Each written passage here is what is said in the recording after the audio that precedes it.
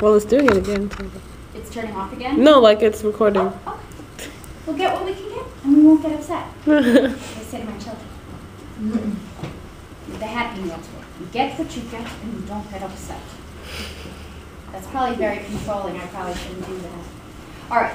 Next category, strategy versus spontaneity. Strategy is when my kids come up to me and say, "Oh, Mommy, you're the most prettiest, most beautiful, most nicest mommy in the whole wide world." And what do I say? What do you want? What do you want? Strategy is when we feel people are kind of hiding their motives and manipulating us. And we know it and we don't like it.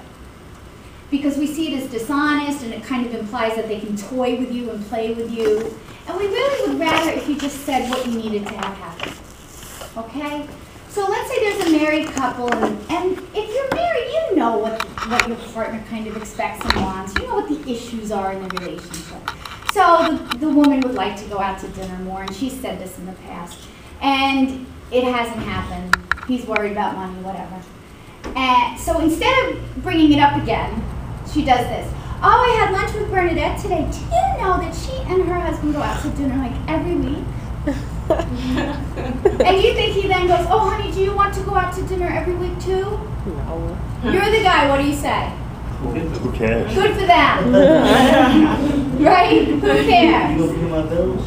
Yeah. He has more money than I do. You just shut it down. Because you know. So if you find yourself kind of planning out what you want to say to someone to get what they want, that should be a red flag to you. That you're being strategic and you're not being open. So you want to be spontaneous. This is my spontaneous girl. Jumping in the air. Say what you mean. Be honest. I'd really like to go out to dinner more often. He says, "We don't have that kind of money." "Oh, I'm sorry. I don't mean fancy. I mean pizza anywhere without these children. And we'll be fine. Just take me somewhere for an hour once a week and I will be so happy." And he says, "Really? Oh, I didn't know that's what you meant." And then you get somewhere. Okay? And it's hard. You know what? We think it's so romantic when people know what we need, don't we?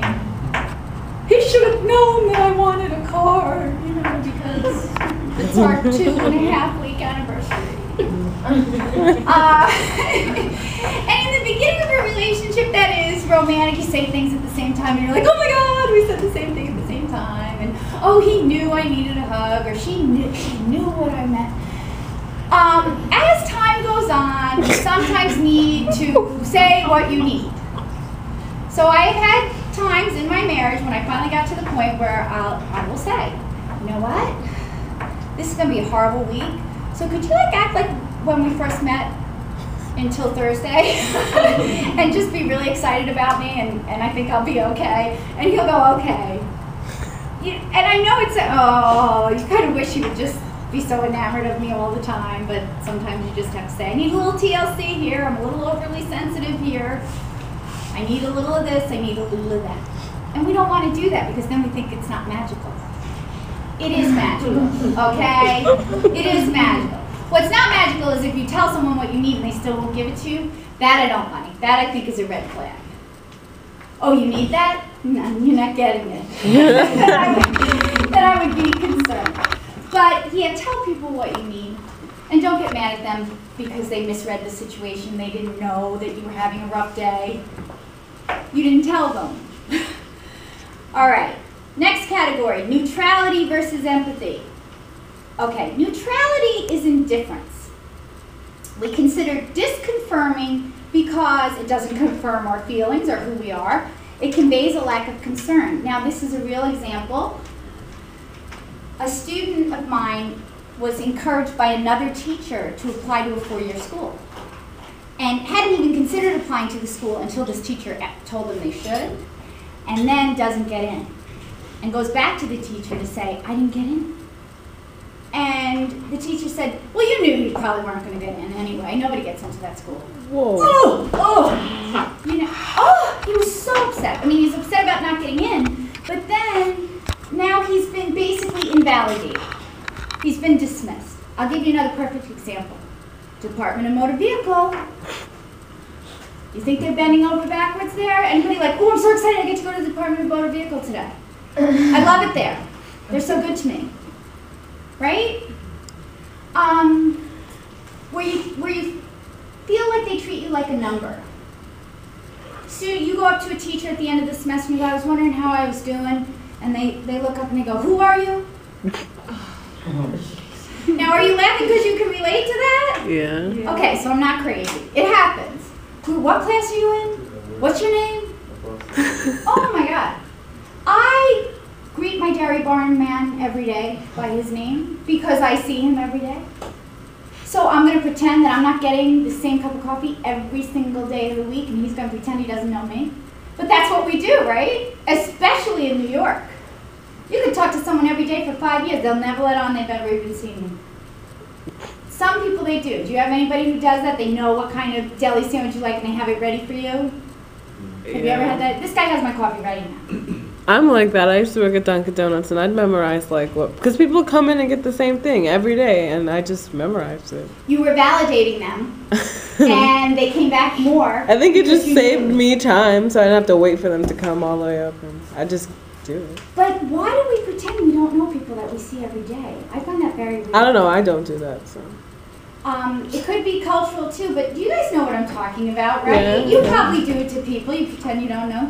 I sat next to this woman for dinner in this mommy's group like 5 times. And the 6th time when she was like, hi, I'm Joanne, I was like, no. Sorry. Mm-mm. And I've never really gotten along with her since because that really means I'm sitting next to you for 2 hours I was going to say conversating. Oh my God. Having a conversation with you and you're still acting like you have no idea who I am? Come on. I mean, I look bad without makeup. You can ask Mike, but I don't look that different that you don't know who I am. She should know who I was. So that's indifference. What do you want to do? Say it out loud. What? Empathy, empathy, empathy. Right? Try to put yourself in another person's place. You know, you're saying if I were coming in for this cup of coffee, how great would it be on some level that it's ready, good to go, so you do it for the person? You get it. All right? When you say, when the kid who doesn't get into school, you say to him, wow. I mean, you can't make it all go away. And you can't say, oh, well, they should have let you in and I'm going to fix it, because you can't. But you could say, wow, I am so sorry. That's horrible. You know, you spent hours on that application. Maybe we could try to brainstorm some other schools. And the kid would not even have asked for that. But what would have left feeling better? Like somebody in the world gets me. I'm not insane. I felt hurt. It's like when you're newly in love and someone else gets dumped. You don't want to hear about their heartache because you're like, I'm in love, I'm in love. I don't know about this heartache you're talking about. But if you could say, oh, that stinks. Yeah, that's really hard. You must feel terrible. Is there anything I can do? Do you want to go out? Maybe you and I? Whatever. Okay? But a lot of times we're just like, oh, I don't want to hear that because I'm in love. And then we hurt people. Okay? That's why I learn your names, people. I want you to know you matter, and then I'm assuming I might matter to you. It doesn't always happen, but every semester I try. Superiority versus equality. Do we like people who think they're better than us? No. No, especially when they tell us they're better than us. Okay? Oh, well, there was this mommy's group I was in, and I love other mothers because, well, Carl was like, mommy groups. Who has time for mommy groups? Okay. He's raising 2 girls by himself. Whoa. Anyway, I was in the mommy group, and we'd all sit around, and you'd say things that your kid did, you know. My kid bit another kid. Because you're horrified. You can't even believe you made this human being who's biting people. And usually, 9 out of 10 moms would be like, oh my God, I know, mine pulls hair. You know, mine sucks on his middle finger all the time. And we don't know what to do. You know, but they empathize with you. Well, yeah, I know about the biting. You know, I just bit him back once. And he stopped biting. Whatever it is. But I remember this one class where this one woman was like, oh, your child bites? Oh my God. Oh my God, my husband, I can't even imagine. Come on. So many kids fight. It's like, you know, potty training. Oh, I wouldn't know my children were born potty trained. We had a natural birth in a bathtub. Whatever. You know, nothing you ever did. She couldn't relate to anything anybody ever said. And I'm telling you, she would leave and everybody would be like, they all wanted to like rip her apart because she was acting superior. Now, you might be better at things than other people, but what you could say, and ladies, we do this all the time. Oh my gosh, Chantel, I love your necklace. And you're like, oh thanks, I like your shoes. Yeah. We're always trying to like meet in the middle. Because I don't want to feel like, you know, oh, well, you're ugly, you know what I mean? Yeah, if I, oh, Chantel, you look so beautiful. Like, I feel like I have to compliment you too. But if I said, you look so beautiful today. Oh, thanks. Yeah, thank you. I'm just walking Hard to away. be me. It's terrible. No, I don't even do. Or people who say, I know. What? Okay, most people know not to do that. I'm exaggerating for the purposes of the lecture. But usually, if you can say, yeah, I know. Yeah, I was good at football, but I wish I could study like you could, or things like that. If there's some way, and the difference might be in gender. I think girls will always try to find the equal thing. Guys are socialized to be a little bit more comfortable with competition. So sometimes I see guys putting each other down or insulting each other, but they actually mean it as a sign of affection. You don't get, Michael, can you think of what I'm saying? I've seen how you go, oh, you idiot, they smack each other and they laugh. They go, it's like they're hugging, you know what I mean? I just see them kind of do these little give each other digs when they're younger. And I also see the little boys bragging more when they're younger, and then then they start to figure it out in high school. You know, like I remember when they were little, they'd be like, well, I scored 7,000 points in today's game. You drive them, you know they're lying. And they're figuring out who they are, and they get more comfortable, and they learn the social rules. But some people don't learn the social rules, especially at work. Oh no, I'm better. God. You can think of something? Yes. Give another example because I'm tired of my example. She's terrible. Like, okay, I work in a dental office, and this one lady, okay, in our office we're not supposed to say cavities because a lot of kids are like 2 and 3 and cavities sounds bad, so we say sugar. They are. Right. And cavities mean pain. so we say sugar bugs, right? So Sugar this bugs. one lady wanted to tell her children the truth, like she wanted to educate her children. I don't blame her for that.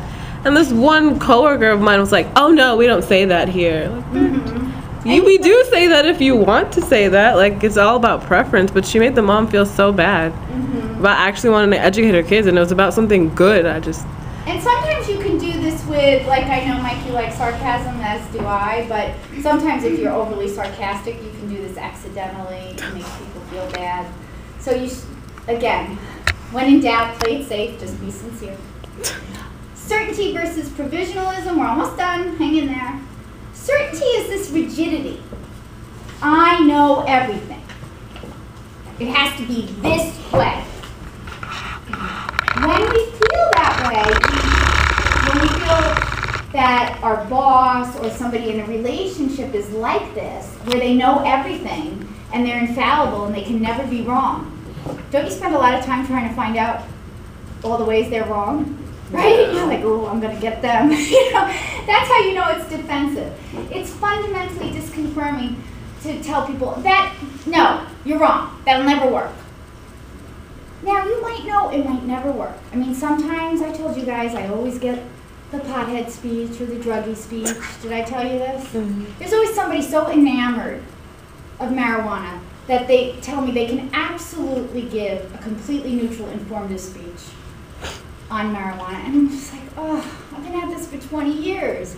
Your general enthusiasm for it leaks in, and you can't help yourself from praising it to the skies sometimes. And it's as simple as, oh man, it's so cool. And you go, oh, don't do that. Okay? You can't do that. But I'll usually say, well, write it up in an outline and show me where you're heading with it. Maybe you'll be the one person who can you can make great rope out of marijuana speech and fabric and not sound like it's the most wonderful herb you've ever grown or whatever. Okay. Provisionalism is, you have your thoughts and opinions. I'm not saying cave in, cave in, cave in. But you show that flexibility. You're flexible. You're willing to look at other things. So you could say to someone, bless you, there could be some problems with that approach, but we could test it. Gee, I haven't heard that before. Tell me more. Oh, I'm not so sure. But saying that will never work versus, I'm not so sure. It makes me a little bit nervous, but keep talking. I'll consider it. Aren't you happy with that? Then you're like, okay, even if you don't get your way, as long as you are heard. You're grinning again, Chantal. I feel like you've got another example. Because my husband, like, when we're talking, he whines, and I hate that. But when something's wrong, I always ask him what's wrong, and he explains. And then when I say I understand, he always says, you really don't, though, and it pisses me off. Because I do understand. I would have never said that I understood if I didn't. So well, it's kind of like when you say to people, I know exactly how you feel. And they're like, no, you don't. It's my feeling. Because I didn't even get to, like, finish what I was going to say. He just, like, cussed me off. No, you don't. I'm like, all right. Well, you can say, I'm not sure what that's like, but, did it make you feel this way? Or, I know. But then we'll be talking for, like, 3 days. I know. But you see, that's why I always say wait to get married, because it's very time consuming. It's exhausting. But if you do that, I think it'll get better if you start to, because now you're stuck in what we call a conflict ritual. He knows she's going to say she understands. And I'm going to say, I'm going to say she doesn't understand. Yeah. And then we're off, now we're on the race. So those are our categories. Again, what works is not necessarily what comes naturally. When we're angry, we want to yell. Yelling rarely works. When we're hurt, we want to withdraw. Okay? When we're wrong, we don't want to admit it. Those are all natural human reactions. But if we can fight those and educate ourselves and start to do some of these other things by becoming aware, we'll be better off. Now, I always say, do you know someone like this? Do you know someone like this? What I'm really asking you is, did you see yourself anywhere in here? Do you do any of these things? Mm-hmm. And if you do, can you try the other way? Within the last, 2.5 years, I had to change myself a lot. Because I have a big mouth. I used to just, talk a lot of shit all the time to anybody. And I was, reckless with it. And then I went through this, whole phase that when I was wrong, I learned to recognize it and apologize to that person. And after I apologized to them, they would look at me so differently, with respect, and I feel so different inside. And it makes a big difference. It does. The ability, sometimes when you're in a fight, you just feel like you have to keep going. You can't back up. But when I can actually stop myself and say to my husband, okay, you know what? None of this is real. I'm completely wrong. And I'm sorry. Let's just stop because this is going to go nowhere and I was out of line. I think that's a sign of strength, not a sign of weakness. And guys, I know it's harder for men sometimes to apologize than women, but we find it hot and sexy, right, ladies? Mm-hmm. We like when you say, I was wrong. Okay? We don't want you to talk baby talk necessarily or cry a lot, but we're okay with you occasionally admitting that you were wrong. That won't put your manhood into question. It's great. And Carlos, it sounds like you've been on an amazing journey. And you had the Ginsu tongue, slices, dices, cuts through metal cans, and then you learned to control it. And hey, nothing is going to go wrong by admitting you're wrong, really. I think you'll gain a lot of respect. Okay, and I found with teaching when I started to say, I made a mistake, maybe I was wrong, I think I misjudged you, those kind of things, the world didn't fall apart. People didn't start coming in late to class and throwing stuff at me. They still treated me the same way, but I was human. These won't always work, but I'm telling you, if you can start to kind of retrain yourself a little bit, catch yourself doing some being evaluated, or not listening, or acting like a know-it-all, catch yourself. And see if you can try another way. And if you can't think of what to say, maybe say nothing. And count to 10 until you think of what you can say. So do you like interpersonal? Mm-hmm. Okay. So it's a lot of this, it's nonverbal, it's all those things, but we go into a lot more depth. And we do more role-playing, things like that. But if you can remember the categories and examples of each, you'll be fine for the final. Okay? So that's it. We are done with Comm 101.